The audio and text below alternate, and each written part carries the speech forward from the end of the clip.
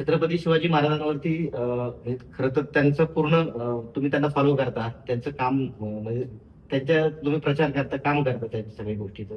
आता फेस्टिव्हल पण मला वाटतं मध्ये तुम्ही शॉर्ट फिल्म फेस्टिव्हल बनवलं होतं. हो. नक्की तो विषय काय होता? तो कसा लोकांपर्यंत पोहोचला नक्की?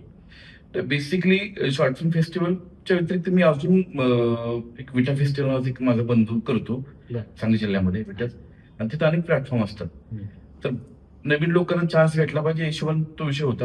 हम्म. आणि शॉर्ट फिल्म बनवण्याचा एकमेव हेतू आपला असा आहे की सध्याच्या कंडिशनला छत्रपती शिवाजी महाराज म्हटलं की लोकांना काय आठवतं?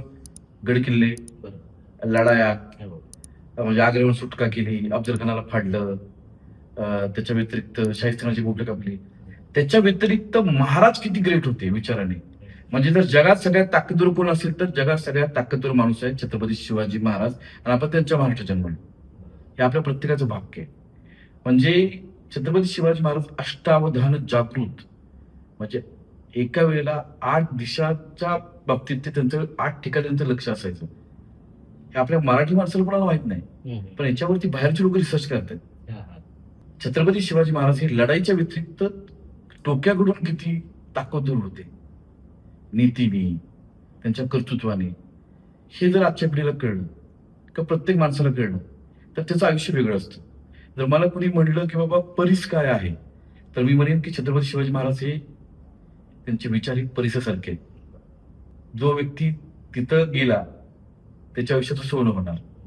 तशी सगळ्यांची राखच होते, पण राख होण्यापूर्वी आयुष्यात जर सोनं करायचं असेल तर छत्रपती शिवाजी महाराजांच्या विचारावर चाललं पाहिजे. आणि छत्रपती शिवाजी महाराजांनी स्वराज्य स्थापना म्हणजे काय केलं? त्यांनी वेगळं काय नाही केलं, त्यांनी आपले फक्त आईवडिलांचं स्वप्न पूर्ण केलं. माझ्या आईवडिलांनी एक स्वप्न पाहिले, ते जमलं नाहीये, तर मला असं वाटतं की माझ्या आईवडिलांसाठी मला काहीतरी करायला पाहिजे. मग त्या व्यक्तीने रक्ताचं पाणी केलं, डोकं लावलं, अनेक छोटे छोटे मायक्रो प्लॅनिंग केले, आणि संपूर्ण जगाला दखल घ्यायला लावली बरं. की मी माझ्या आई वडिलांसाठी मी हे केले. आणि त्या माणसाने 350 वर्षापूर्वी आपलं भविष्य आणलं होतं. मी हेच आजच्या पिढीला सांगण्याचा प्रयत्न करतोय. मी याच्या व्यतिरिक्त वेगळं काही करत नाही. पिढी पुढे चालली आहे, माझ्यापेक्षा तुम्हाला जास्त माहिती आहे. तुम्ही चित्रपट क्षेत्रात माझ्या अगोदरपासून आहात, तुम्ही बघताय, त्यात इंडस्ट्रीचा बाजार कसा उठलाय हे तुम्हाला माहिती आहे. त्यामुळे थोडंसं वेगळ्या वाटेवरती आहे, पण कदाचित योग्य वाटेवरती आहे असं